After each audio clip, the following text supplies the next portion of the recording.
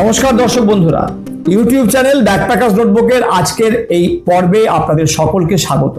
আজকের ভিডিওর থাম্বনেল এবং টাইটেল দেখে নিশ্চয়ই বুঝতে পারছেন যে আজকের এই ভিডিও ফরেক্স কার্ড সম্বন্ধীয়। ফরেক্স কার্ড সম্বন্ধীয় সকল বিষয়গুলো আমি এক এক করে আপনাদের সামনে তুলে ধরবো, যাতে করে আপনারা বুঝতে পারেন ফরেক্স কার্ড কেন বেস্ট অপশন, কোন ফরেক্স কার্ড আপনি নেবেন। ফরেক্স কার্ডের সুবিধাগুলোর পাশাপাশি এর অসুবিধাগুলোও আমি আপনাদের সামনে তুলে ধরবো, এবং ফরেক্স কার্ড কেন better option then credit card and debit card সেটা আপনারা সম্পূর্ণ ভিডিওটা দেখলে নিজেরাই বুঝতে পারবেন। ভিডিও শুরুর আগে বিশেষভাবে অনুরোধ জানাই, যারা আজকে আমার চ্যানেলে নতুন এসেছেন তারা অবশ্যই চ্যানেলটিকে সাবস্ক্রাইব করুন, আর যারা আগেও এসেছেন আবার আজকে এসেছেন তাদেরকে বলবো অবশ্যই বেল আইকনটি প্রেস করে রাখুন, যাতে করে পরবর্তী ভিডিও আপলোড হওয়া মাত্রই তার নোটিফিকেশন আপনার কাছে পৌঁছে যায়। মনে রাখবেন, বেল আইকন প্রেস না করলে কিন্তু এই নোটিফিকেশনগুলো মানে নতুন ভিডিও আপলোড হওয়া সংক্রান্ত নোটিফিকেশনগুলো আপনাদের কাছে যাবে না। আজকের দিনে বিদেশ ভ্রমণের সবচেয়ে বড় সুবিধা হচ্ছে যে আপনারা প্রায় সবকিছুই আগে থেকে অনলাইনে বুকিং করে যেতে পারবেন। কিন্তু সবকিছু অনলাইনে বুকিং করে যেতে পারবেন বলার পরেও এমন অনেক খরচ থেকে যাবে যেগুলো আপনাকে ওখানে গিয়েই করতে হবে, সেটা রেস্টুরেন্টে খাওয়ার জন্য হোক, কিংবা কোনো একটা দ্রষ্টব্য স্থানে ঢোকার জন্য হোক, কিংবা পাবলিক প্লেসে ইউরিনাল ব্যবহার করার জন্য হোক, কিংবা ট্যাক্সি করে ভ্রমণের জন্য হোক। অর্থাৎ আপনাকে বেশ কিছু অর্থ নিয়ে যেতে হবে যেটা আপনি সহজেই ব্যবহার করতে পারেন। আগে আমাদের কাছে অপশন ছিল না, তাই আমরা সমস্ত ভ্রমণের সময়তেই আমরা ক্যাশ ক্যারি করতাম, সেটা ডোমেস্টিক ভ্রমণ হোক কিংবা ইন্টারন্যাশনাল ট্রাভেল হোক। কিন্তু আমরা জানি ক্যাশ ক্যারি করার অনেক অসুবিধে, শুধু চুরি হয়ে যাওয়া নয়, আপনার হারিয়ে যেতে পারে, মিসপ্লেসড হয়ে যেতে পারে, ব্যাগ অদল বদল হয়ে যেতে পারে, নানা রকমের অসুবিধায় পড়তে পারে। তাই ক্যাশ অল্প ক্যারি করা ভালো, এবং তার সঙ্গে হয় ক্রেডিট কার্ড বা ডেবিট কার্ড অথবা ফরেক্স কার্ড। আগে ক্রেডিট কার্ড এবং ডেবিট কার্ড নিয়েই সবাই বেড়াতে যেতেন, কিন্তু ক্রেডিট কার্ড এবং ডেবিট কার্ডের অনেক খরচ বেশি। তারপরে এলো ফরেক্স কার্ড, এবং এই ফরেক্স কার্ড আসার পরে এই সমস্যাটা অনেকাংশে মিটে গেছে। আজকের এই ভিডিওতে এই ফরেক্স কার্ড সম্বন্ধে বিস্তারিত আলোচনা আমি এক এক করে তুলে ধরবো, যাতে করে আপনারা নিজেরাই বুঝতে পারেন কেন forex card is the best option for international travel. শুধু এটুকু বোঝাই নয়, ফরেক্স কার্ড নির্বাচনের সময় কোন কোন বিষয়গুলো খেয়াল রাখবেন, কোন ফরেক্স কার্ডটা কোন কান্ট্রির জন্য সেরা, এই সবও থাকবে আজকের এই ভিডিওতে। সমগ্র ভিডিওটা দেখুন, এবং তারপরে আপনি কোথায় বেড়াতে যাচ্ছেন, কত দিনের জন্য বেড়াতে যাচ্ছেন, তার উপরে নির্ভর করে আপনি আপনার ফরেক্স কার্ড নির্বাচন করুন। আসুন শুরু করা যাক ফরেক্স কার্ড সম্বন্ধীয় আজকের এই ভিডিও।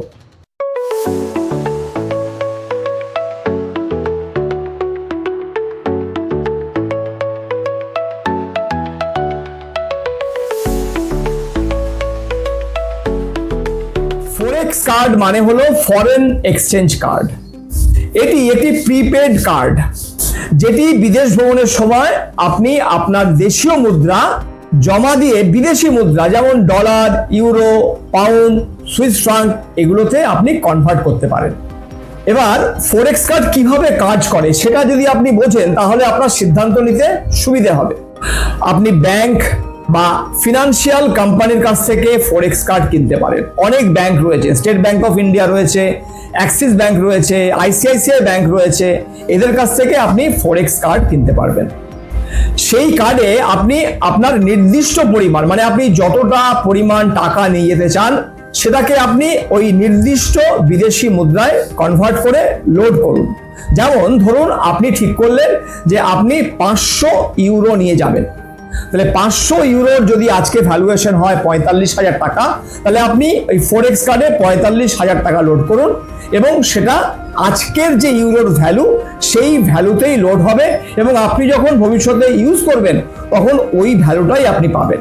অর্থাৎ যদি দাম বেড়েও যায়, মানে আজকে বললাম 90 টাকা, কালকে যদি 91 টাকা একটা ইউরো হয়ে যায়, তাহলে সেক্ষেত্রেও কিন্তু আপনার কোনো অসুবিধা নেই, কারণ আপনি যে দামে কিনেছেন 90 টাকাতে সেই দামেই আপনি ব্যবহার করতে পারবেন। এই ফরেক্স কার্ড দিয়ে আপনি যেখানে বেড়াতে যাচ্ছেন সেখানকার এটিএম থেকে লোকাল কারেন্সি উইথড্র করতে পারেন।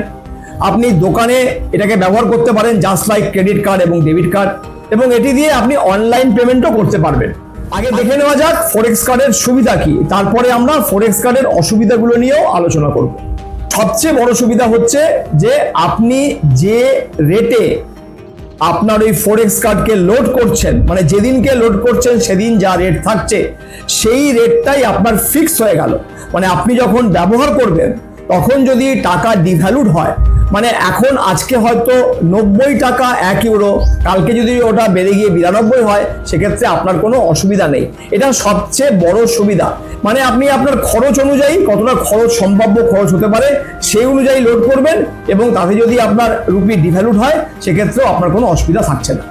আরো একটা বড় সুবিধা হচ্ছে একাধিক মুদ্রা একই সাথে লোড করা যায়। মানে আপনি ইউরোপের বিভিন্ন কান্ট্রিতে যাচ্ছেন, যেমন আপনি ইউকে যাচ্ছেন যেখানে গ্রেট ব্রিটেন পাউন্ড চলে, আপনি ইউরোপিয়ান অন্যান্য কান্ট্রি মানে ইতালি যাচ্ছেন কিংবা স্পেনে যাচ্ছেন, ফ্রান্সে যাচ্ছেন, সেখানে আপনি ইউরো ব্যবহার করুন। আবার আপনি যখন সুইজারল্যান্ডে যাচ্ছেন তখন আপনি সুইস ফ্রাঙ্ক ব্যবহার করতে পারবেন। এগুলো সবই আপনি একসাথে লোড করতে পারবেন, মানে যেদিনকে লোড করছেন সেই দিনকার রেটেই আপনি এগুলোকে লোড করতে পারবেন। এই ফরেক্স কার্ড ব্যবহার অত্যন্ত নিরাপদ, কারণ প্রত্যেকবার আপনি যখন এই ফরেক্স কার্ডটা ব্যবহার করবেন তখন একটা পিন লাগবে। এই পিনটা না হলে কিন্তু আপনি ব্যবহার করতে পারবেন না। তার মানে যে কেউ আপনার ফরেক্স কার্ড যদি চুরিও করে নেয় সেক্ষেত্রেও সেটা সে ব্যবহার করতে পারবে না। ডেবিট এবং ক্রেডিট কার্ডের থেকে কিন্তু ফরেক্স কার্ড অনেকটা সস্তা। ক্রেডিট এবং ডেবিট কার্ডের ক্ষেত্রে কনভার্সন চার্জ দিতে হয় 3 থেকে 5% পর্যন্ত, কিন্তু ফরেক্স কার্ডের ক্ষেত্রে বেশিরভাগ সময়ই কোনো কনভার্সন চার্জ লাগে না, আর লাগলেও সেটা অত্যন্ত কম, 1% বা তার থেকেও নিচে। এই ফরেক্স কার্ড মূলত একটা অ্যাপ বেসড, মানে আপনার মোবাইলে একটা অ্যাপ থাকবে, সেই অ্যাপের মাধ্যমে আপনি ট্র্যাক করতে পারবেন আপনি কোথায় কত টাকা খরচা করেছেন এবং আপনার কত ব্যালেন্স রয়েছে। এবার দেখে নেওয়া যাক ফরেক্স কার্ডের অসুবিধাগুলো। ফরেক্স কার্ডের ক্ষেত্রে অনেক সময় হিডেন চার্জেস থাকে, এটা কিন্তু খুব ভালো করে পড়ে এবং বুঝে নেবেন। অনেক সময় ট্রানজাকশন চার্জ লাগবে না কিংবা কনভার্সন চার্জ লাগবে না বলে, কিন্তু ফাইনাল প্রিন্টসে গেলে দেখবেন কিছু কিছু ক্ষেত্রে এখানে হিডেন চার্জ বলে কিছু ধরা আছে, সেটার সম্বন্ধে ভালো করে পড়ে নেবেন। ধরুন আপনি যখন ইন্ডিয়া থেকে যাচ্ছেন তখন আপনি আপনার ফরেক্স কার্ডে 1000 ইউরো নিয়ে গেছেন, এবার মাঝখানে আপনার খরচা হয়ে গেছে বেশি, আপনি এটাকে যদি রিলোড করতে চান ইনস্ট্যান্টলি করতে পারবেন না, তার জন্য আপনার কিছুটা সময় লাগবে, 4 থেকে 6 ঘন্টা পর্যন্ত সময় লাগতে পারে। এটা কিন্তু ফরেক্স কার্ডের একটা ড্রব্যাক বলতে পারেন। যেহেতু ফরেক্স কার্ড হারিয়ে গেলে দ্বিতীয় কার্ড মানে ডুপ্লিকেট কার্ড পেতে সময় লাগে, তাই আজকাল অনেক কোম্পানি মানে অনেক ব্যাংক একটা ডুপ্লিকেট কার্ড আগে থেকেই আপনাকে দিয়ে রাখে। ফরেক্স কার্ডের আর একটা ড্রব্যাক হচ্ছে অনেক সময় অনেক ছোট ছোট দোকানে বা শপিং মলে এটা অ্যাকসেপ্টেড নাও হতে পারে, কিন্তু ক্রেডিট ও ডেবিট কার্ড মোটামুটি সমস্ত ছোট থেকে বড় সমস্ত শপিং মল, সমস্ত শপিং সেন্টারে, সমস্ত দোকানে এটা অ্যাকসেপ্টেড হয়। ফরেক্স কার্ডের আর একটা অসুবিধা হচ্ছে আপনি যদি কোনো ট্যাক্সিতে করে এক জায়গা থেকে এক জায়গায় যাচ্ছেন কিংবা বাসে যাচ্ছেন, সেগুলোতে কিন্তু আপনার ফরেক্স কার্ড চলবে না, সেক্ষেত্রে হয়তো ক্রেডিট কার্ডও চলবে না, আপনাকে ক্যাশ ট্রানজাকশনের উপরেই নির্ভর করতে হবে।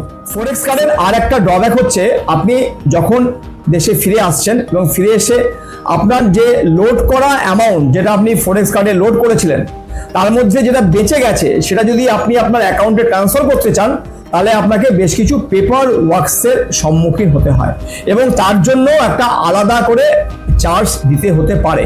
এটা সম্বন্ধে ভালো করে আগে থেকেই জেনে এবং বুঝে নেবেন। এবার দেখে নেওয়া যাক যে ফরেক্স কার্ড মার্কেটে অনেক রয়েছে, আমি কোন দিকগুলো বিবেচনার মধ্যে এনে আমার প্রয়োজন অনুযায়ী ফরেক্স কার্ড নির্বাচন করব, সেই দিকগুলো আগে আমরা এক এক করে আলোচনা করে নিই। সবার আগে দেখে নিন যে আপনার মাল্টি কারেন্সি কার্ড লাগবে না সিঙ্গেল কারেন্সি কার্ড লাগবে। যদি মাল্টি কারেন্সি কার্ড লাগে তাহলে আপনি মাল্টি কারেন্সি লোড করবেন, আর যদি মাল্টি কারেন্সি না লাগে তাহলে সিঙ্গেল কারেন্সি লোড করবেন। মানে আপনি ধরুন শুধু একটা কান্ট্রিতে যাচ্ছেন যেখানে ইউরো চলে, যেমন আপনি ফ্রান্স যাচ্ছেন কিংবা স্পেন যাচ্ছেন কিংবা ইতালি যাচ্ছেন, সেক্ষেত্রে শুধু ইউরো লোড করলেই হবে। কিন্তু সঙ্গে যদি আপনি সুইজারল্যান্ড যান কিংবা গ্রেট ব্রিটেন যান তাহলে সেক্ষেত্রে আপনাকে সুইস ফ্রাঙ্ক লোড করতে হবে এবং গ্রেট ব্রিটেন পাউন্ড লোড করতে হবে। তার মানে আপনি সেই কার্ড চুজ করবেন যেখানে মাল্টি কারেন্সি লোড করার ক্ষেত্রে আপনাকে আলাদা করে কোনো চার্জ দিতে হবে না। এবার যে বিষয়টা খেয়াল রাখতে হবে যে আপনি যখন কার্ড দিচ্ছেন এবং আপনি লোড করছেন ইউরো বা গ্রেট ব্রিটেন পাউন্ড বা সুইস ফ্র্যাঙ্ক কিংবা ডলার, সেক্ষেত্রে আপনাকে কোনো চার্জ দিতে হচ্ছে কিনা। কোনো ব্যাংকের ক্ষেত্রে এই ইস্যুয়েন্সটা একদম ফ্রি থাকে, আবার কেউ কেউ একটা নির্দিষ্ট পরিমাণ অ্যামাউন্ট আপনি লোড করার পরে এটাকে ফ্রি করে দেয়, আবার কেউ কেউ 500 থেকে 1000 টাকা পর্যন্ত চার্জ করে। তাই এই বিষয়টাকেও আপনাকে খেয়ালের মধ্যে রেখে তারপরে সিদ্ধান্ত নিতে হবে কোন কার্ডটা আপনার জন্য সেরা। এরপরে যে বিষয়টা আপনাকে খেয়াল রাখতে হবে সেটা হচ্ছে এটিএম থেকে টাকা উইথড্রয়ালের সময় আপনার কোনো চার্জ লাগছে কিনা। কোনো কোনো ক্ষেত্রে 1 থেকে 2 ইউরো লাগে পার ট্রানজাকশন। কতটা অ্যামাউন্ট আপনি উইথড্র করলেন তার উপরে নির্ভর করে না, পার ট্রানজাকশনে 1 থেকে 2 ইউরো লাগে। আবার কোনো কোনো ক্ষেত্রে প্রথম 2 বা 3টে ট্রানজাকশন ফ্রি থাকে।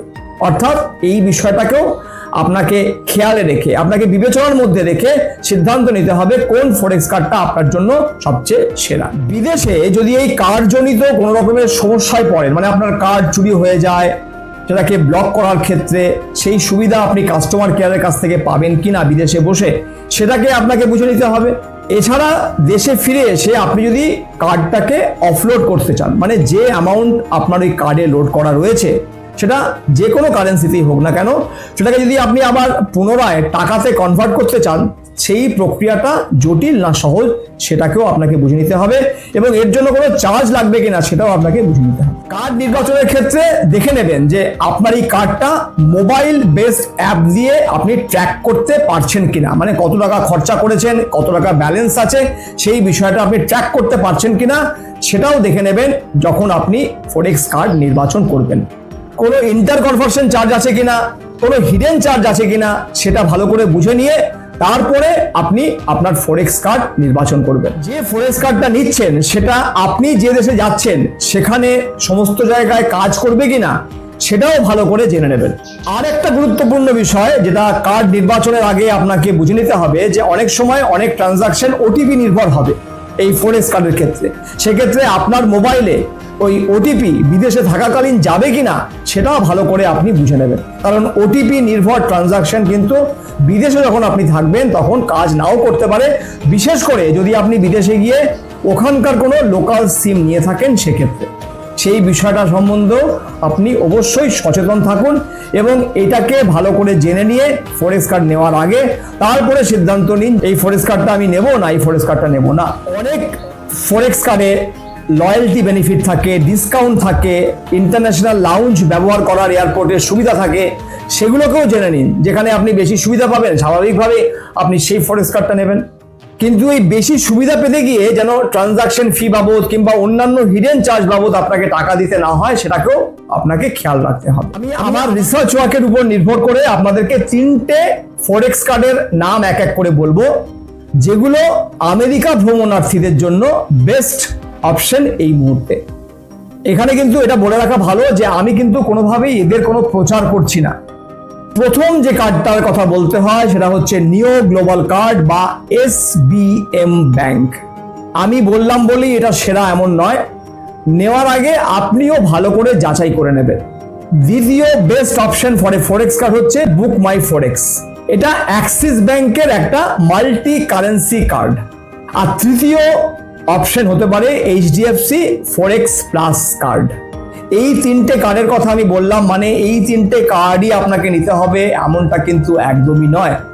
আমি আমার অভিজ্ঞতা এবং রিসার্চ ওয়ার্কের উপরে ভিত্তি করে এই 3টে কার্ডকে এক এক করে আপনাদের সামনে রাখলাম, যেগুলো সেরা 3টি তালিকার মধ্যে থাকবে অ্যাকর্ডিং টু মাই ওপিনিয়ন। এবার ধরুন আপনি ইউরোপিয়ান কান্ট্রিতে যাচ্ছেন, যেমন ফ্রান্স যাচ্ছেন, স্পেন, জার্মানি, ইতালি, UK, সেক্ষেত্রে সেরা 3টি ফরেক্স কার্ড হতে পারে।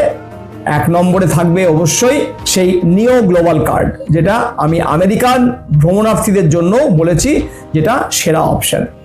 দ্বিতীয় সেরা অপশন ওয়াইজ ডেবিট কার্ড, যেটার আগে নাম ছিল ট্রান্সফার ওয়াইজ। আর তৃতীয় সেরা অপশন হচ্ছে Thomas cook borderless prepaid card.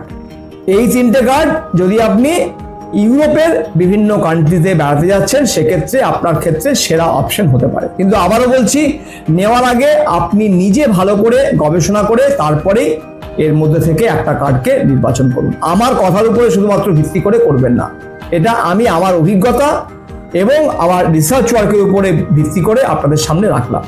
পরিশেষে এটাও বলবো যে ফরেক্স কার্ডের উপরে শুধুমাত্র নির্ভর করলে চলবে না, ফরেক্স কার্ডের পাশাপাশি কিছু ক্যাশও আপনি নিয়ে যেতে ভুলবেন না, কারণ সব জায়গাতে ফরেক্স কার্ড কিন্তু অ্যাকসেপ্টেড হবে না, তাই কিছু ক্যাশ নিজের কাছে রাখাটাও আবশ্যক। অর্থাৎ there should be a balance between forex card and cash you take. তার মানে যদি ধরুন আপনি 1000 ইউরো টোটালিটিতে নিয়ে যেতে চাইছেন, তাহলে 700 ইউরো নিয়ে যান in form of forex card and 300 euro in form of cash. That will be most ideal. Forex card সম্বন্ধে আপনাদের কোনো প্রশ্ন থাকলে অবশ্যই কমেন্ট বক্সে লিখুন। আজকের ভিডিও সম্বন্ধে কোনো মতামত থাকলে অবশ্যই কমেন্ট বক্সে লিখে জানান। এছাড়াও ইউরোপ ভ্রমণ সম্বন্ধে যে কোনো প্রশ্ন থাকলে আপনি কমেন্ট বক্সে লিখে জানান, আমি অবশ্যই তার উত্তর দেওয়ার চেষ্টা করব। এই যে আমি এক এক করে আপনাদেরকে ইউরোপ ভ্রমণ সম্বন্ধে নানা রকমের তথ্য দিচ্ছি, আমি শুধু আপনাদের কাছ থেকে আশা করি আপনারা চ্যানেলটিকে সাবস্ক্রাইব করবেন, বেল আইকনটিকে প্রেস করবেন এবং আরও মানুষের কাছে পৌঁছে দেবেন ব্যাকপ্যাকার্স নোটবুকের এই প্রয়াসের কথা। মনে রাখবেন, আপনার একটা কমেন্ট, একটা লাইক আমার জন্য অত্যন্ত গুরুত্বপূর্ণ একটা বিষয়। আশা করি এই প্রত্যাশাটুকু আপনারা পূরণ করবেন। নমস্কার, আজ এ পর্যন্তই। সকলে ভালো থাকুন, সুস্থ থাকুন এবং নিজেদেরকে মানসিক ও শারীরিকভাবে তৈরি করুন ইউরোপ সহ বিশ্বের যে কোনো দেশ থেকে, যাতে অনায়াসে নিজেরাই ট্রাভেল এজেন্টদের ফাঁদ এবং লুট এড়িয়ে ঘুরে আসতে পারেন। নমস্কার।